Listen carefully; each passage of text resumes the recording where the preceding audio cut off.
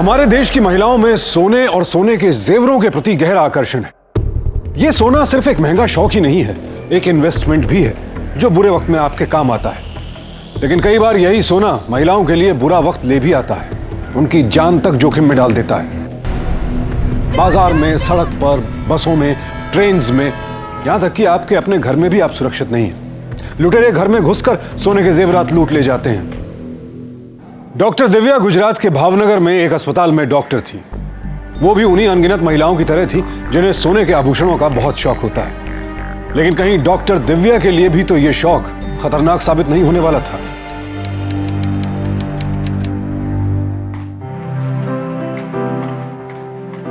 એમાં ચિંતા કરવા જો કઈ નથી ભાઈ, તારી પત્ની બરાબર છે। ધન્યવાદ બેન, બહુ બહુ ધન્યવાદ તમારો।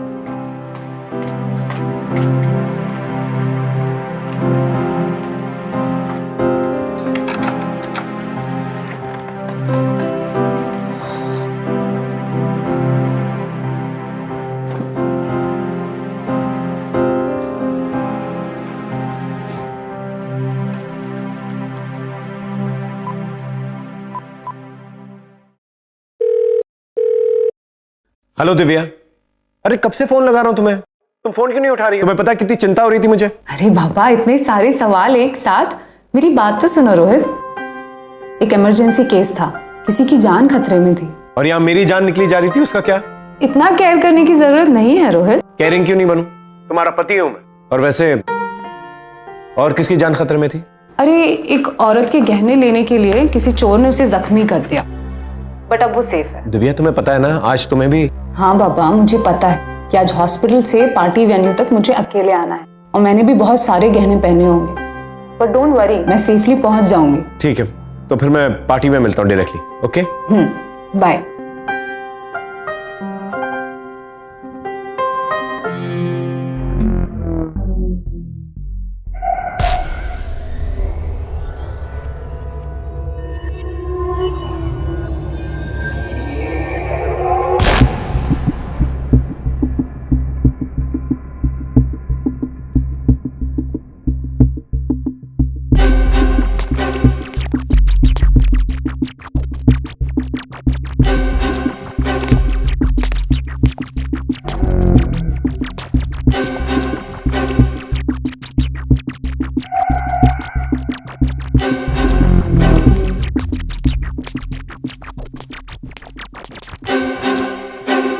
हाय दिव्या। हाय अभय। अच्छा सुनो ना, रोहित का फोन आया था। चलो मैं तुम्हें तुम्हारे पार्टी वेन्यू तक ड्रॉप कर देता हूँ। और हाँ, आज तुम अपनी कार हॉस्पिटल पार्किंग लॉट में ही छोड़ देना, समझी? ऐसा मैं नहीं कह रहा हूँ, ये आप ही के हस्बैंड जी का आदेश है। ये रोहित भी ना, मैंने उसे अभी बोला कि मैं सेफली पहुंच जाऊंगी, फिर भी। दिव्या, उसकी चिंता अपनी जगह पे सही है ना भाई। After all is your caring, loving. समझ गई, पर मैं सिर्फ एक शर्त पे तुम्हारे साथ चलूंगी और तुम भी हमारे साथ पार्टी अटेंड करोगे। मैं? अरे पार्टी तुम्हारे रिलेटिव्स की है ना, उसमें मैं क्या करूंगा? मेरे रिलेटिव्स है ना, तो तुम क्यों टेंशन ले रहे हो? इसलिए तो टेंशन हो रही है। Shut up. चलो अबे। God bless me. चलो।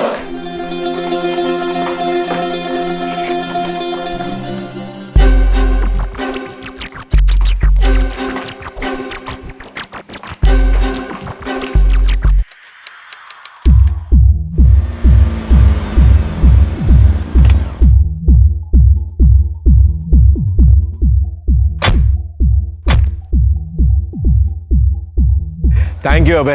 My pleasure, my pleasure. Sorry तुम्हें यहाँ पर लाकर परेशान किया। That's okay. Rohit, sorry thank you बोल के इसे छोड़ने की बिल्कुल जरूरत नहीं है। अभय भी हमारे साथ पार्टी में आ रहा है। भाई आपकी पत्नी मेरे साथ इसी शर्त पर आई है कि मैं भी आप लोगों के साथ इस पार्टी में चलूं। हाँ हाँ, क्यों नहीं भाई, सही तो कह रही है, फैमिली का हिस्सा हो तुम। चलो बिल्कुल बिल्कुल, चलो।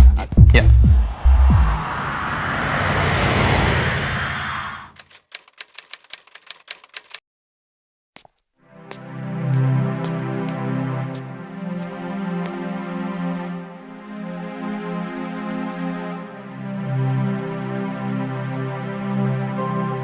क्या देख रहे हो?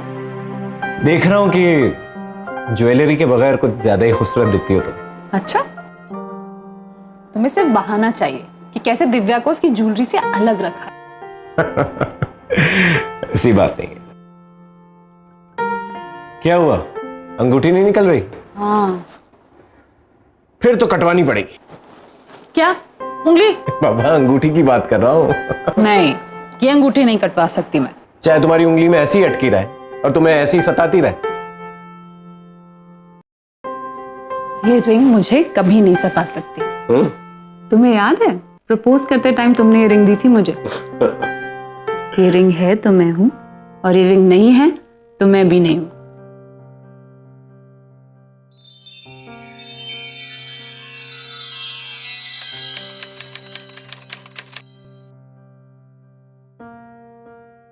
ढोकला। ये सब मुझे खाना है? ऐसा नहीं चलेगा, तुम्हें भी मेरे साथ बैठ कर नाश्ता करना होगा। चलो। रहने दो ना, तुम लेट हो जाओगे। वैसे भी आज मुझे काफी देर से जाना है, तुम आराम से नाश्ता करो, मैं तब तक तुम्हारा टिफिन लगा दूंगी। अच्छा सुनो सुनो, एक काम करना, वो ज्वेलरी मुझे दे देना, मैं जाते जाते बैंक लॉकर में रखवा दूं। तुम भूल गए, अभी रहने दो ना, अगले हफ्ते रवि की शादी है। हाँ। तुम्हारे मामा जी के इकलौते बेटे की शादी है। भाई मुझे तो सज धज के जाना ही पड़ेगा। जी, आपको तो एक और बहाना मिल गया ज्वेलरी पहनने का। हाँ? चलो खाओ।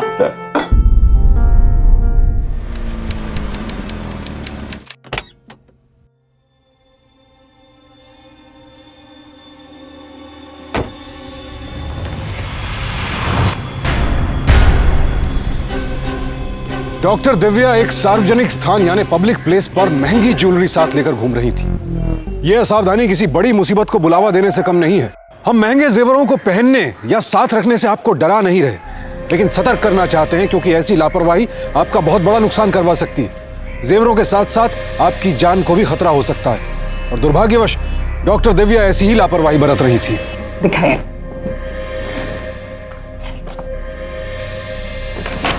इधर आ जाइए।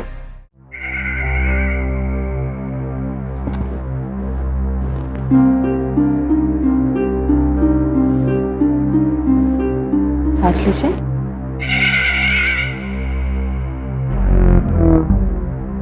मैं कुछ दवाइयां लिख देती हूँ, आप टाइम पे खाएंगे तो ठीक हो जाएंगे।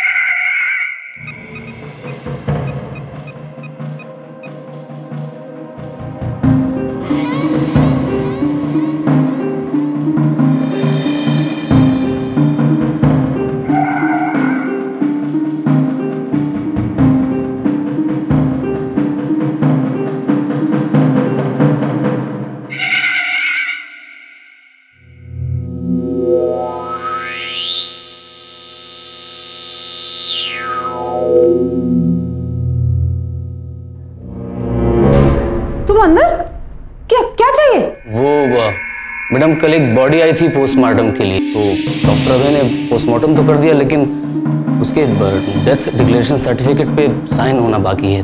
आप कर दें। डॉक्टर अभय ने रिपोर्ट बनाई है तो साइन उन्हीं से क्यों नहीं करा लेते? वो तो मैडम किसी इमरजेंसी ऑपरेशन में बिजी हैं, और पुलिस को रिपोर्ट कॉपी आज ही चाहिए। डीन सर ने कहा है कि आप चेक करके साइन कर दो। अच्छा चलो, तुम चलो, मैं आ रही हूँ। आपके द्वारा डायल किया गया नंबर अभी नेटवर्क क्षेत्र से बाहर है। अरे अब तुम्हें क्या चाहिए?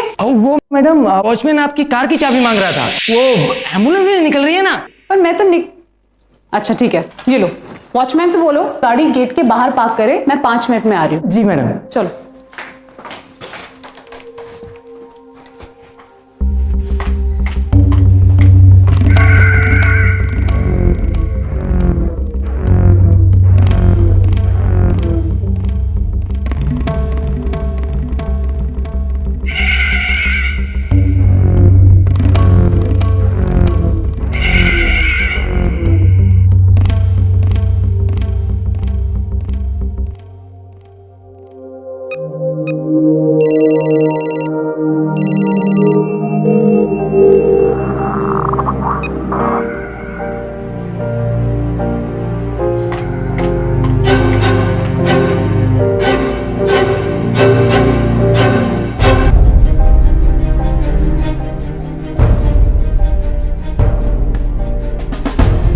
अभी भी नहीं आया तो?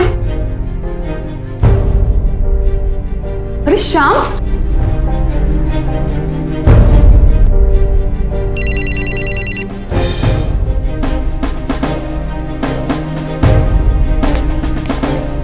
सर अंदर सफाई हो रही है, कुछ काम था क्या? अरे कुछ नहीं, वो पोस्टमार्टम की रिपोर्ट पे साइन करने थे। सर वो तो मैंने दे दिए। दे दिए? हाँ हाँ सर, रिसेप्शन पे। रिसेप्शन पे? जी सर। हाँ रोहित। हाँ अबे, मैं दिव्या अब तक पार्टी में नहीं पहुंची। मुझे बड़ी चिंता हो रही है, वो फोन भी नहीं उठा रही। दिव्या अभी तक पार्टी में नहीं पहुंची? ड्राइव कर रही होगी यार। यार अबे बहुत फिक्र हो रही है। नहीं, मैं हॉस्पिटल में चेक कर लेता हूँ। हाँ ठीक है, बाय।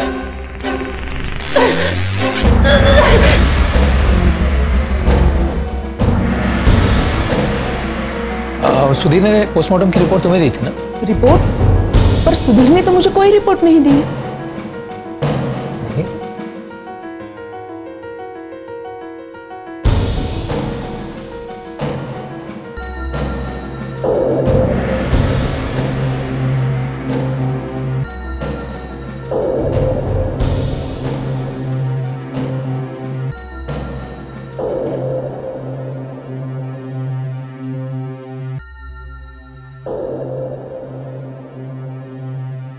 अरे जाने दे श्याम, इतने सारे गहने तो उतार लिए हैं, अब इस अंगूठी के पीछे इतनी मेहनत मत कर। और सुन, थोड़ा जल्दी कर, कोई आना चाहे।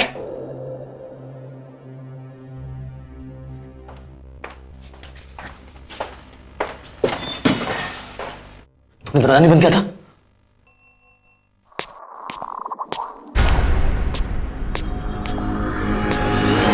सुधीर, तुमने कहा था कि रिपोर्ट रिसेप्शन पर है। मैं अभी वहीं से आ रहा हूँ, वहां पर कोई रिपोर्ट नहीं है। सॉरी सर, वो डॉक्टर उपाध्याय की रिपोर्ट थी।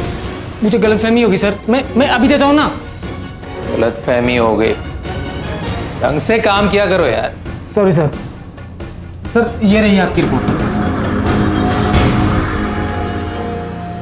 काम पे कुछ ध्यान नहीं, कुछ नहीं। अरे श्याम, तुम क्या कर रहे हो वहां? अबे एक इमरजेंसी है, प्लीज जल्दी चलिए।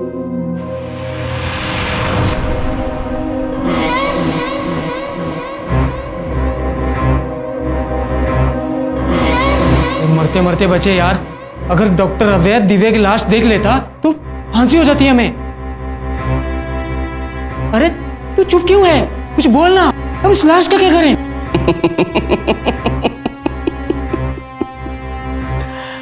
अरे मेरे भले मानस, मुर्दा घर में खड़ा होकर मुर्दे की चिंता कर रहा है? क्या मतलब है तेरा? मतलब ये कि अभी फिलहाल इसे यहीं कहीं छिपा देते हैं, बाद में देखेंगे इसका क्या करना है। वैसे भी तो इंचार्ज है यहाँ का, संभाल लेना सब। मगर हम फंस गए तो? अरे मेरे डरपोक दोस्त, डर मत, कुछ नहीं होगा तुझे, डर मत। हाँ डॉक्टर दिव्या की असावधानी ने आखिरकार उनकी जान ले ली। इतने सारे सोने के गहनों के साथ वो अस्पताल जैसी एक सार्वजनिक जगह में घूम रही थी।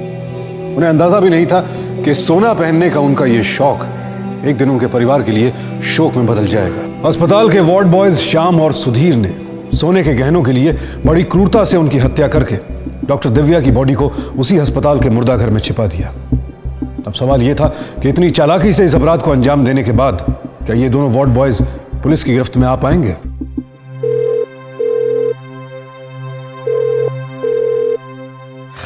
अब तो अभय भी फोन नहीं उठा रहा। मैट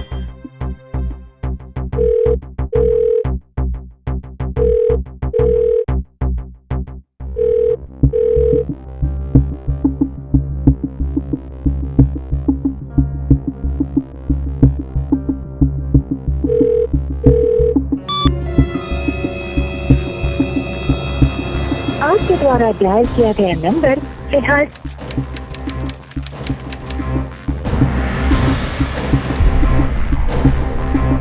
अब एक काम करते हैं, दिव्या की गाय को ठिकाने लगा देते हैं ताकि सबको लगे यहाँ पर नहीं है वो। ठीक, चलो चलो।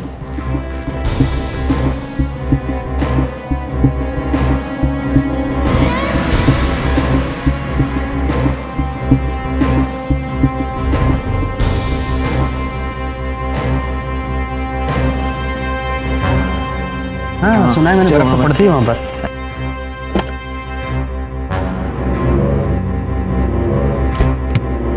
बिल्कुल साथ में चलेंगे फिर तो। अच्छा और सुनाइए।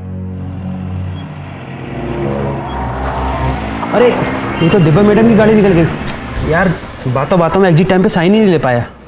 लगता है जल्दी में होंगी, नहीं तो एग्जिट की साइन करना तो उनकी भी जिम्मेदारी है।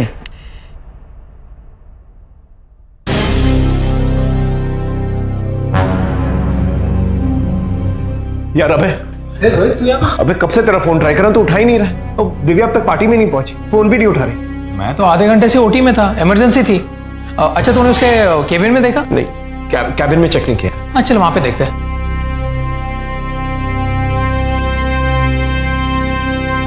यार वो यहां पर भी नहीं है। चल रिसेप्शन पे देखते हैं।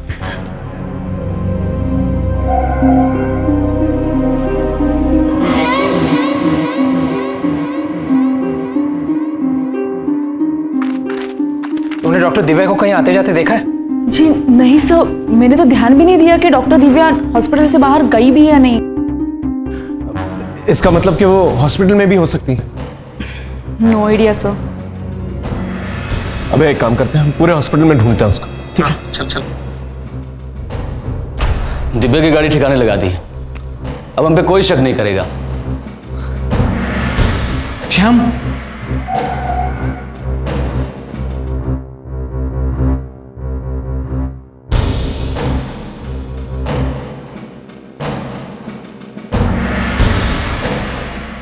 चल मॉर्गू में भी देख लेते हैं। सुधीर तुमने डॉक्टर दिव्या को देखा क्या? नहीं डॉक्टर, आज तो दिव्या मैडम इस रूम में आई नहीं। अच्छा रोहित, तुमने आते हुए दिव्या की कार पार्किंग लॉट में देखी?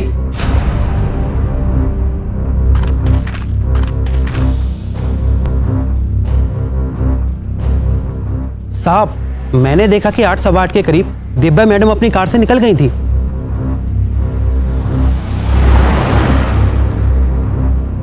आपकी दिव्या के साथ आखिरी बार कब बात हुई थी? जी मैंने दिव्या को 7 बजे एसएमएस किया था, उसने रिप्लाई भी भेजा कि वो 15 मिनट में हॉस्पिटल से निकल रही है।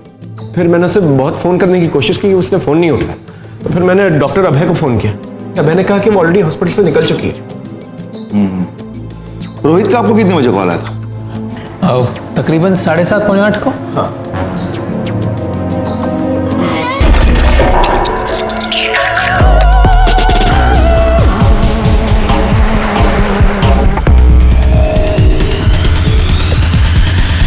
सर डॉक्टर दिव्या की शिफ्ट 8 बजे खत्म हो जाती है। मैंने करीब 7 बजे के आसपास उन्हें अपने केबिन में जाते हुए देखा था। वो बोल रही थी कि आज उन्हें किसी पार्टी में जाना है, इसलिए 1 घंटा पहले ही वो निकलने वाली थी। बस उसके बाद मैंने उन्हें नहीं देखा। सर वो 8 सवा 8 बजे के आसपास गेट से अपनी कार में निकली थी। शायद वो जल्दी में थी, इसलिए जाते जाते पार्किंग के एग्जिट टाइम पे साइन करने के लिए भी नहीं रुकी। अरे ये तो दिव्या मैडम की गाड़ी निकल गई यार, बातों बातों में एग्जिट टाइम पे साइन ही नहीं ले पाया। एक बात समझ में नहीं आई थी डॉक्टर, पौने 8 बजे जब रोहित का कॉल आया था तब आपने बताया था कि दिव्या निकल चुकी है, और सिक्योरिटी वाले ने 8:15 बजे दिव्या को गेट से निकलते हुए देखा। वैसे 10-15 कदम का फासला है, 10-15 किलोमीटर का तो फिर भी गेट तक पहुंचने में दिव्या को इतना टाइम कैसे लगा? और वैसे भी वो जल्दी में थी, उसको पार्टी जाना था। डॉक्टर अभय, या तो आप झूठ बोल रहे हैं, नहीं तो ये सिक्योरिटी वाला। सर मैं क्यों झूठ बोलूंगा? सर मैं झूठ नहीं बोल रहा हूँ। देखिए डॉक्टर दिव्या मुझे 7 बजे मिली थी और वो बोल रही थी कि वो जा रही है। रोहित का कॉल मुझे 7:30 के बाद आया था, तो ऑब्वियसली मैंने सोचा कि वो तब तक निकल गई होगी। डॉक्टर अभय, आपने उन्हें निकलते हुए नहीं देखा था, ये आपका अंदाजा था, राइट? Yes sir. इसका मतलब यह है कि 7 से 8:15 बजे तक दिव्या अपने अस्पताल में थी।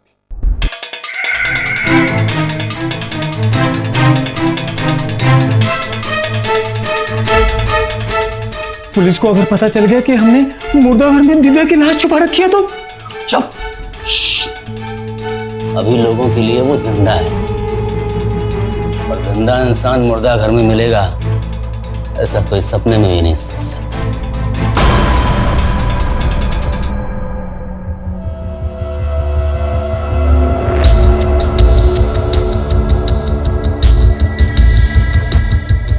अरे दिव्या का मोबाइल। और ये शायद जी दिव्या का। लेकिन ऐसा कैसे हो सकता है? दिव्या अपना मोबाइल और बैग यहीं पे छोड़ के चली जाए। ऐसे भी कैसे हो सकता है डॉक्टर अभय कि 7 बजे से 8:15 बजे तक दिव्या अपने केबिन में है, किसी का कॉल ना उठे। ये केस जैसे दिख रहा है वैसे है नहीं, और जैसे है वैसे दिख नहीं रहा।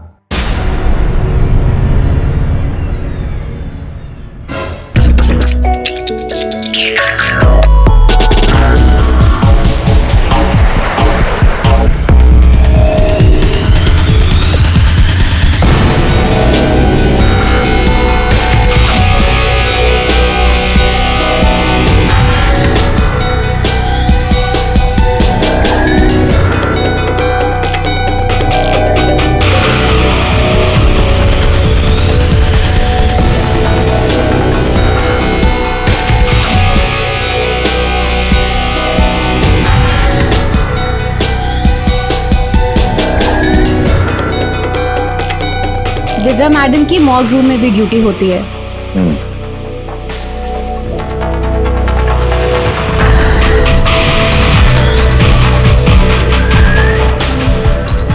आपने दिव्या को आखिरी बार कब देखा? क्या वो यहाँ आई थी? नहीं साहब, आज तो डॉक्टर दिव्या मॉर्ग रूम में नहीं आई। आज तो डॉक्टर अभय की ड्यूटी। और ये सिक्योरिटी वाला भी कह रहा था कि दिव्या कार लेके निकल गई थी। सर, मैं हर पुलिस स्टेशन में डॉक्टर दिव्या की गाड़ी का नंबर और डिटेल भेज देता हूँ। गुड। आप में से किसी को भी दिव्या की कोई भी खबर मिले तो मुझे इन्फॉर्म कर देना। जी सर। चलो।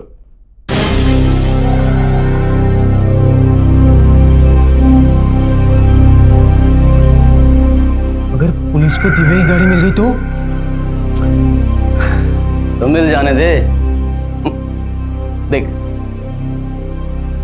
डॉक्टर दिव्या की गाड़ी खड़ी है रेलवे स्टेशन की पार्किंग में। तो पुलिस को ये लगेगा कि डॉक्टर दिव्या गाड़ी पार्क करके ट्रेन पकड़ के कहीं बाहर चली गई।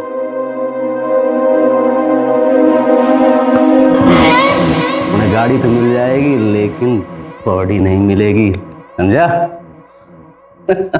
डॉक्टर दिव्या की बॉडी उसी मुर्दा घर में रखी हुई थी, लेकिन वार्ड बॉय श्याम की चालाकी की वजह से रोहित और डॉक्टर अभय वहां पहुंचकर भी इस सच को नहीं जान पाए। क्या रोहित कभी भी अपनी पत्नी की मौत का सच जान पाएगा, या श्याम जैसे खतरनाक अपराधी की चालाकियां डॉक्टर दिव्या की मौत को हमेशा के लिए एक रहस्य बना देंगी?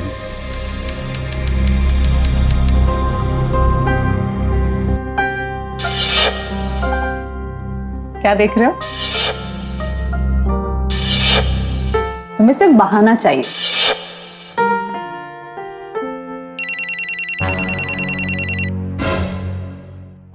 हाँ इंस्पेक्टर साहब जी, मैं अभी आ रहा हूं।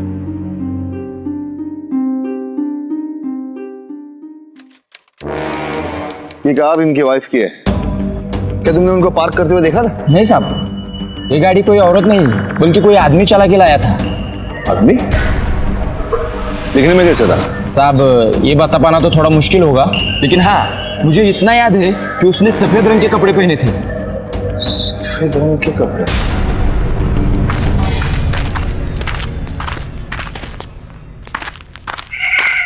मैम, मुझे तो पहले ही शक था दिव्या मैम और अभय सर पे कि इनका कुछ तो चक्कर है। मैंने पुलिस को पहले ही बता दिया था। श्याम, श्याम, श्याम, पुलिस को रेलवे स्टेशन की पार्किंग से दिव्या की गाड़ी मिली है। वो अभी हॉस्पिटल में आई थी और डॉक्टर अभय को गिरफ्तार करके ले गई।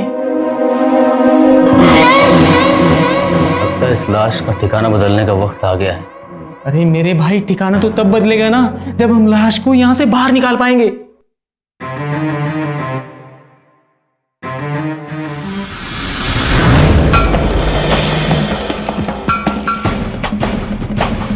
हमें तो पहले से आपके बयान पे शक था डॉक्टर अभय।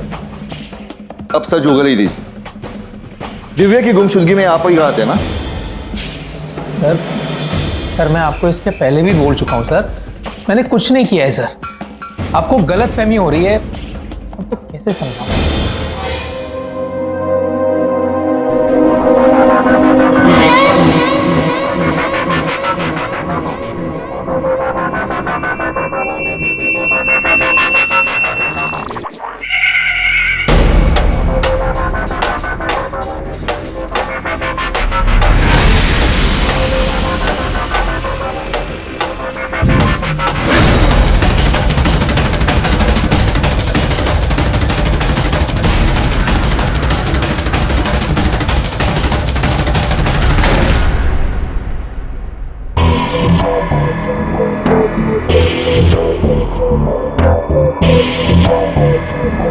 अच्छा सुन, जब तू एम्बुलेंस लेकर आ रहा था तो किसी ने कुछ बोला? हाँ, लेकिन मैंने बोला कि डॉक्टर साहब ने एम्बुलेंस मॉब के पीछे वाले गेट के पास लाने को बोला है। किसी को शक तो नहीं हुआ? नहीं, शक तो नहीं हुआ, मगर ऐसे दिन दहाड़े हम लाश को लेके जाएंगे तो कहीं हम पकड़े नहीं जाएं। ऐसे काम दिन दहाड़े किए जाते हैं तो किसी को शक नहीं होता, और वैसे भी रात तक रोने का वक्त नहीं है हमारे पास। रुको रुको रुको रुको, गाड़ी रोको। कहाँ ले जा रहे हो एम्बुलेंस? अरे इमरजेंसी है भाई, अपनी बात में देख लेना, ठीक है? ठीक है, जाओ।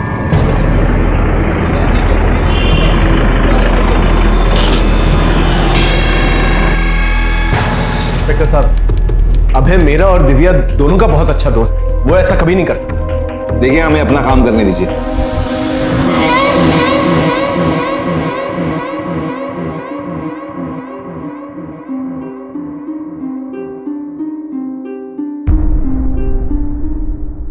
अगर शमशान वाले को हम पे शक हो गया तो? तू नहीं जानता? ये मेरी नानी है यार, जो इलाज कराने आई थी और मर गई बेचारी। नानी? अरे मेरे भले मानस, अपने अस्पताल में बरोच की एक मरीज कांतिबेन पटेल आई थी इलाज कराने के लिए 1 हफ्ते पहले, वो मर गई। तो इसकी मृत्यु घोषणा प्रमाण पत्र की फोटोकॉपी मैंने चुरा ली अस्पताल से कल, और उस पे आज की तारीख चेंज करके एक कॉपी और निकाली। ये देखिए। हाँ, पर क्या, शमशान वाले इसे फॉर्मेलिटी के लिए जमा करते हैं, कोई पूछताछ थोड़ी करेंगे पुलिस वालों की तरह। पर शाम, हम दोनों अर्थी को शमशान तक कैसे लेकर जाएंगे? तो चिंता मत कर, उसका भी इंतजाम हो जाएगा।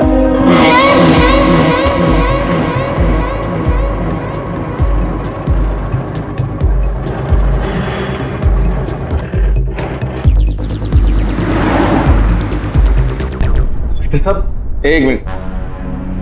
हाँ, देखो, क्या उस रात इसी आदमी ने दिव्या की कार वहां पार्क की थी?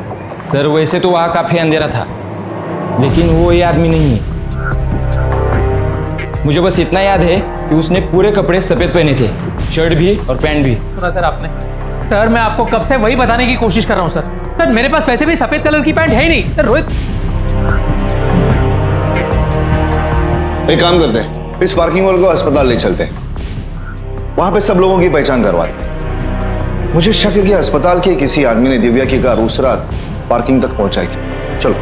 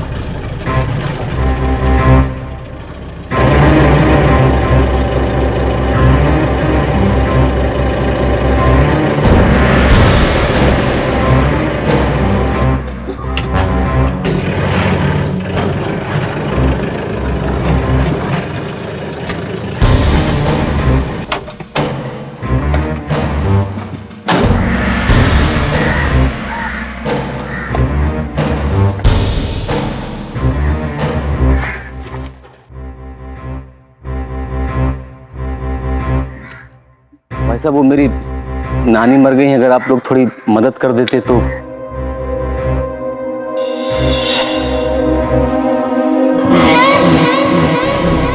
भाई साहब, अगर आप थोड़ी मदद कर देते तो।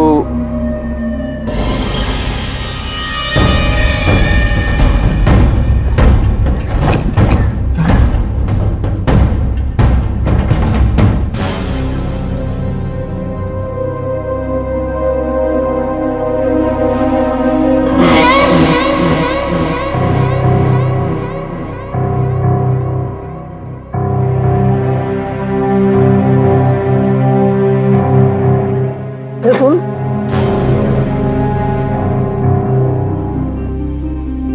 जी साहब, ये डीवी कॉलेज की व्यवस्था कहाँ से? डीवी कॉलेज जो सब आप ऐसे सीधे जाओगे तो आगे से सिग्नल पे वहां से राइट लेके ना फिर डीवी कॉलेज आ जाएगा। ठीक है, यहीं से ना? हाँ।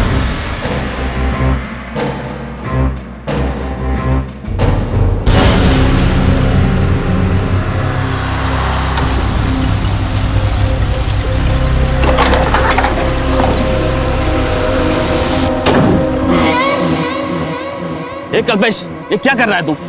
बाहर की दुनिया में लूटमार करने वाले जिंदा इंसान को चैन नहीं लेने देते और तू यहाँ मुर्दों की राख में लूट का काम कर रहा है। दोबारा ऐसा किया पुलिस में दे दूंगा, समझा क्या? नहीं साहब, ऐसा मत कीजिए, दोबारा ऐसा नहीं होगा साहब।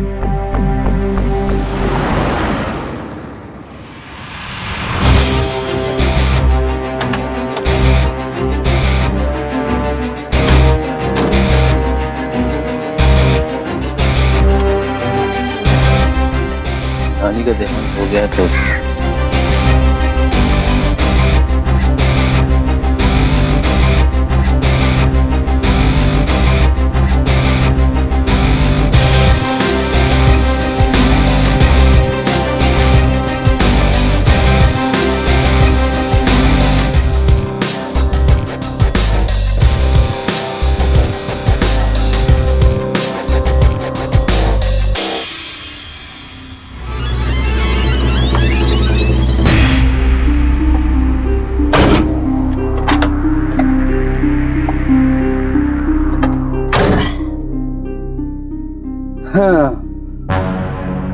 यार, अगर तू अंगूठी उतार लेता ना 25-30 हजार का फायदा और हो जाता। अरे यार, निकल नहीं रही थी तो काट देता। मुर्दे की उंगली? अच्छा, जिंदा आदमी को मुर्दा बना सकता है लेकिन मुर्दे की उंगली काट सकता तू।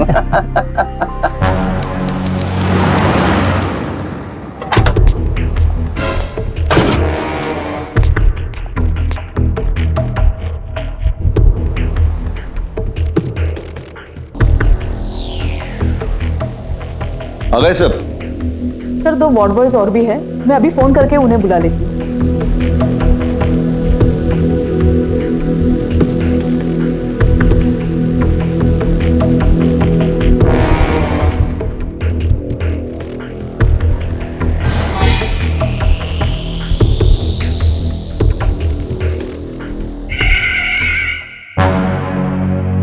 सर ये दोनों आ गए।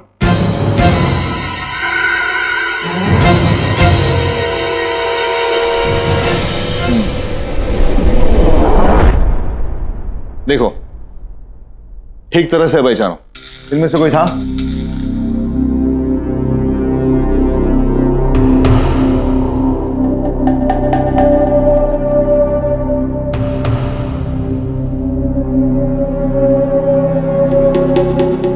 सर कुछ समझ में नहीं आ रहा है इनमें से वो कौन था। और मैंने आपसे पहले भी कहा था कि जब मैंने उसे देखा तब रात का समय था और इतने ध्यान से मैंने नहीं देखा कि देखते ही पहचान जाओ। भाई साहब, 1 घंटे का 20 रुपए।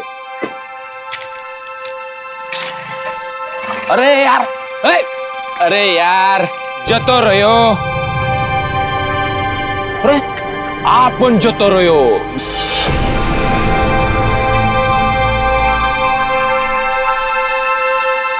जिस पार्किंग में डॉक्टर दिव्या की कार मिली थी वहां काम करने वाला लड़का श्याम को नहीं पहचान पाया और डॉक्टर दिव्या का कातिल श्याम एक बार फिर शक के घेरे से दूर ही रहा। और अब तो वो पूरी तरह से विश्वस्त हो गया था कि पुलिस कभी भी उसे पकड़ नहीं पाएगी, क्योंकि डॉक्टर दिव्या के कत्ल का सबसे बड़ा सबूत यानी दिव्या की बॉडी जलकर राख हो चुकी थी।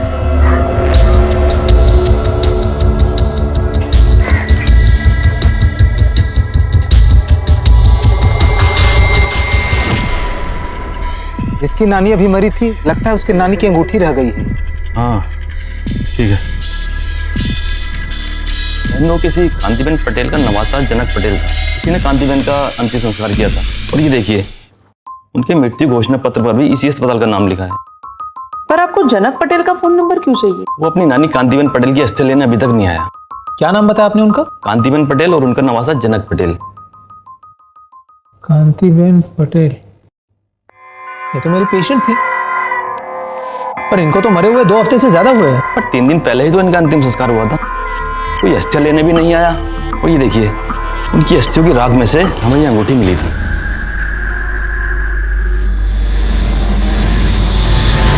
मैं तुम्हें तुम्हारे पार्टी वेन्यू तक ड्रॉप कर देता हूँ।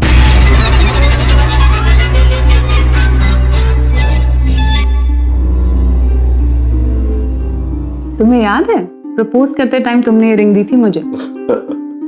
ये रिंग है तो मैं हूं, और ये रिंग नहीं है तो मैं भी नहीं हूं।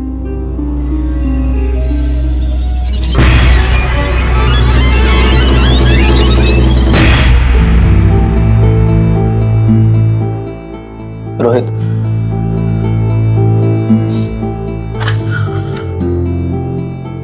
इस डेथ डिक्लेरेशन सर्टिफिकेट पर किसी ने नकली डेट डाली। हो ना हो ये काम हमारे ही हॉस्पिटल के किसी आदमी का है। 3 दिन पहले दिन में करीब 1 बजे श्याम और सुधीर एम्बुलेंस लेकर बाहर निकले थे। वो खुद को इतना जल्दी में बता रहे थे कि एंट्री भी नहीं कर रहे थे। बोल रहे थे इमरजेंसी है, पर मैंने उनके जाने के टाइम रजिस्टर में नोट कर लिया है।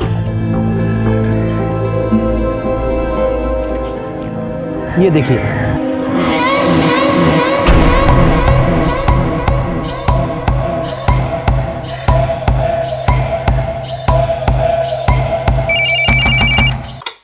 हेलो इंस्पेक्टर साहब, मैं रोहित। हाँ रोहित।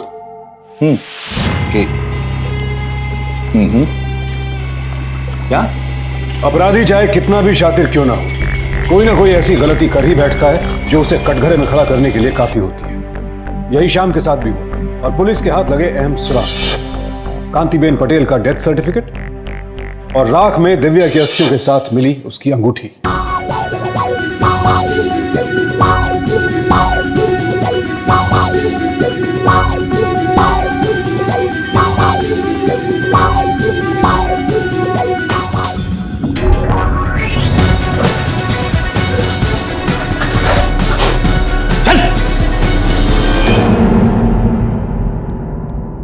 बोल, ऐसा क्यों किया तुमने? तुमने सिर्फ दिव्या को नहीं मारा है, बल्कि इन सब लोगों के विश्वास का खून किया तुमने। लोगों ने ऐसा काम किया कि हैवान की हैवानियत भी कांप जाएगी।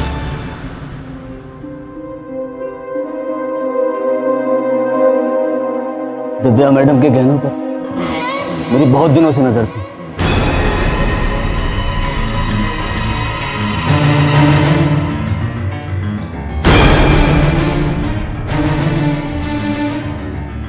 मैं उनके केबिन में हमेशा कुछ ना कुछ चुराने के लिए जाता, लेकिन कभी कामयाब नहीं हो पाया। और उस दिन मैंने देखा उनके पर्स में ढेर सारे गहने थे।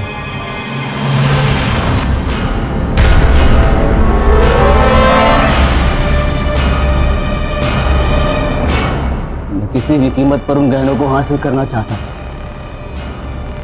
मैंने सुधीर के साथ मिलकर प्लान बनाया।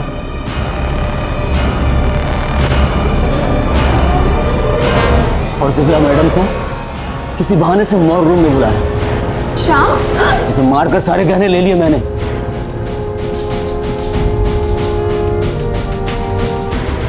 और उसकी डेड बॉडी को बॉक्स नंबर 7 में छुपा दिया।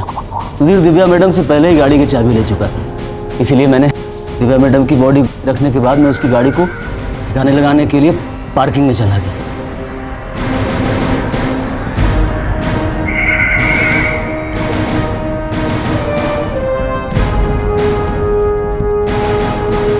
अरे ये तो दिव्या मैडम की गाड़ी निकल गई यार। बातों बातों में एग्जिट टाइम पे साइन ही नहीं ले पाया। लेकिन जब मुझे पता चला कि आप लोगों ने पार्किंग से गाड़ी बरामद कर ली और डॉक्टर अभय को गिरफ्तार कर लिया है, तो मुझे लगा कि अब डॉक्टर दिव्या की बॉडी को हॉस्पिटल में रखना ठीक नहीं है। लगता है इस लाश का ठिकाना बदलने का वक्त आ गया है। मैंने एक मरी हुई पेशेंट कांतिबेन पटेल के मृत्यु प्रमाण पत्र की फोटोकॉपी चुराकर उस पर तारीख बदलकर दिव्या को अपनी नारी बताकर शमशान भूमि में जाकर चला दिया।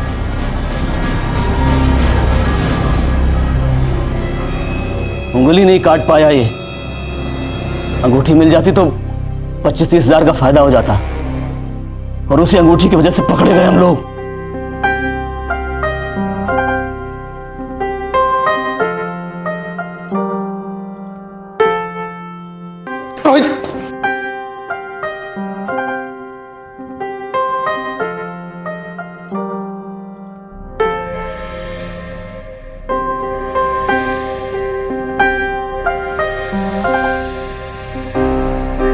सोने के जेवरों के शौक ने दिव्या की जान ले ली। सोने के लालच में सुधीर और श्याम ने जिस तरह से इस घटना को अंजाम दिया वो बेहद ही दिल दहला देने वाला था।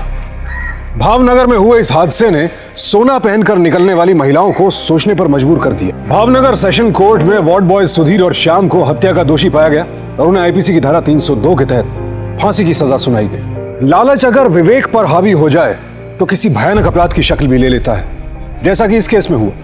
सुधीर और श्याम साधारण नौकरी पेशा लोग थे जिनका पहले कोई आपराधिक रिकॉर्ड भी नहीं था, लेकिन अपने लालच में उन्होंने न सिर्फ डॉक्टर दिव्या को शिकार बनाया बल्कि खुद भी फांसी के फंदे तक पहुंच गए। इसीलिए दूसरों का ही नहीं, कभी कभी अपने लालच से भी सावधान रहना चाहिए, वरना वो हमें सुधीर और श्याम के रास्ते पर चलाकर उन्हीं के अंजाम तक पहुंचा देता है। सावधान रहें, सतर्क रहें, सुरक्षित रहें। इसी प्रार्थना के साथ अब मैं सुशांत सिंह आपसे विदा लेता हूं। फिर मुलाकात होगी ऐसी एक और सत्य घटना के साथ। देखते रहें सावधान इंडिया, इंडिया फाइट्स बैक। तो सावधान।